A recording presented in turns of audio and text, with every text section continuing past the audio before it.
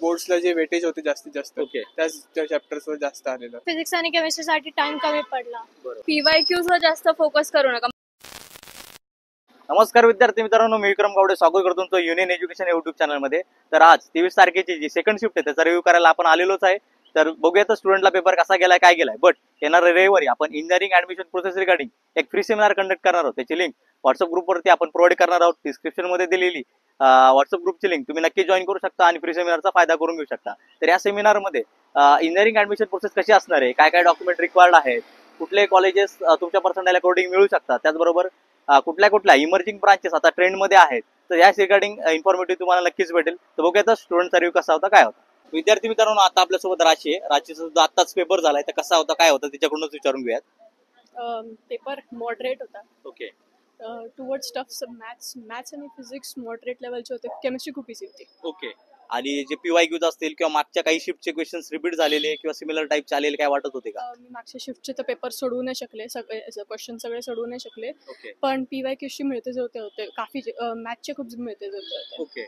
आणि overall subject wise आपण जर डिस्ट्रीब्युशन बघितलं तर प्रत्येक सब्जेक्टचे कुठल्या टॉपिक वरून जास्त क्वेश्चन्स आले होते, काय वाटतं तुला? इंटिग्रेशन खूप जास्त आलतं मॅथ्स मध्ये. ओके डेरिव्हेशन पण खूप जास्त, डेरिव्हेटिव्स पण खूप जास्त आलते. ऍप्लिकेशन ऑफ डेरिव्हेटिव्स आलतं. ओके कॉनिक सेक्शन्स खूप कमी आलतं, कारण की यावेळेसच इंट्रोड्यूस केलं. एकच क्वेश्चन, दोनच क्वेश्चन चालते त्याच्यात फक्त.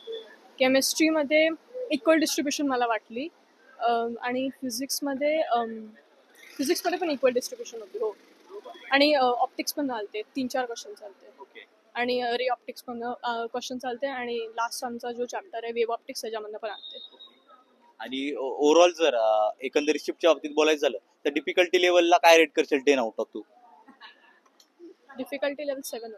6 to 7 होतं. ओके. आणि ओके माझ्या अनुसार 6 to 7 होतं. ओके. आणि ओव्हरऑल तू एक्झाम मधून किती मार्क्स एक्सपेक्ट करतेस आता? मी 100 to 110 मध्ये तर एक्सपेक्ट करते. नक्कीच तुला चांगले पर्सेंटेज येते त्या मार्क्स वरती. आणि एक लास्ट क्वेश्चन की पुढचे येणारे जे स्टुडंट आहेत तर त्यांनी काय करावं किंवा काय करू नये, काय वाटतं तुला एक्झाम ड्युरेशन मध्ये? फास्ट क्वेश्चन सोडवावे, ओके बाकी काही नाही. बाकी तुम्ही करू शकता, नाही तर पेपर मॅथ्स मध्ये इंटिग्रेशनची खूप प्रॅक्टिस लागते. Okay thank you. तर आता आपल्यासोबत समृद्धी आहे. समृद्धीचा आत्ताच पेपर झालाय, कसा होता, काय होता विचारूया. फिजिक्स इझी होता, केमिस्ट्री पण इझी होता, मॅथ्स थोडा टफ गेला. आणि PYQs किंवा मागच्या शिफ्टचे काही क्वेश्चन रिपीट होत होते का? हो, फिजिक्स आणि केमिस्ट्री मध्ये एवढे नाही झाले, फिजिक्स मध्ये खूप झाले आणि मॅथ्स मध्ये पण झाले थोडे. ओके. आणि कुठल्या टॉपिक्स मधून किंवा चॅप्टर्स मधून जास्त क्वेश्चन रिपीट होते, काय वाटत होतं? असं काही सांगता येणार नाही. ओके. काय आणि टाइम पुरत होता की टाइम मध्ये काही डिफिकल्टी किंवा टाइम मॅनेजमेंट मध्ये काही डिफिकल्टी वाटत होती का? केमिस्ट्रीला थोडा कमी टाइम भेटला मला, कारण मी फिजिक्सला टाइम जास्त दिला. ओके. विद्यार्थी मित्रांनो, तुम्हाला जर व्हिडिओ आवडत असेल तर तुम्ही नक्कीच लाईक करू शकता. आणि वन लास्ट क्वेश्चन, जे पण पुढचे स्टुडंट येणार आहेत तर त्यांना तुझं काय सजेशन असेल की काय करावं किंवा काय करू नये? तुम्ही PYQs वर जास्त फोकस करू नका, म्हणजे सगळे प्रकारचे क्वेश्चन्स करा. असं नाही की फक्त PYQs मधनच क्वेश्चन येणार, असं काही नाही.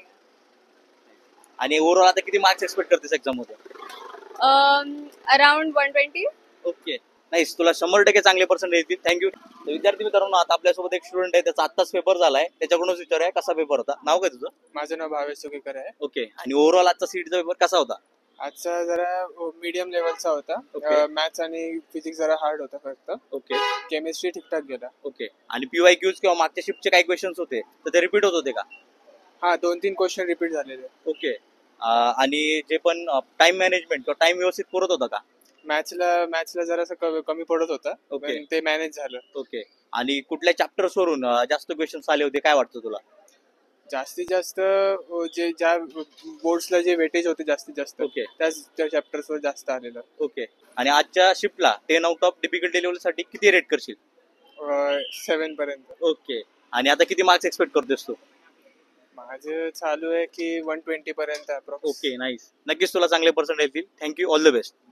तर आपल्यासोबत एक आता स्टुडंट आहे, त्याचा आत्ताच पेपर झालाय, कसा होता काय होता त्याच्याकडून ऐकून घेऊयात. तुझं नाव काय? लुंबिनी. ओके. आणि आजचा सीईटीचा जो पेपर होता तो ओव्हरऑल कसा वाटत होता? ओव्हरऑल तर बराच गेला. ओके. PYQs असं रिपीट झालेले वाटले नाहीत, ओके. मोस्टली तुक्केच मारलेत. ओके. आणि छान जाईल. ओके ऍक्च्युली मला माहित नव्हतं, बट मॅथ्सचा सेक्शन वेगळा होता, ओके त्यासाठी मला फिजिक्स आणि केमिस्ट्रीसाठी टाइम कमी पडला. बरोबर.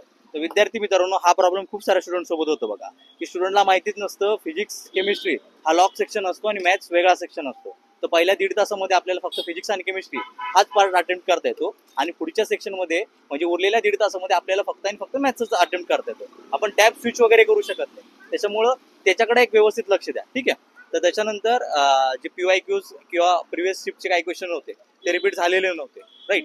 बट कुठल्या टॉपिक्सवरून जास्त क्वेश्चन आले होते तुला काय वाटतं? कॅल्क्युलस कॅल्क्युलेशन मॅथ्ससाठी आणि आणि फिजिक्स केमिस्ट्रीच्या बाबतीत नाही, त्यासाठी सगळे इक्वल होते. ओके. आणि आता ओव्हरऑल ह्या एक्झामची डिफिकल्टी लेवल तू किती रेट करशील 10 आउट ऑफ?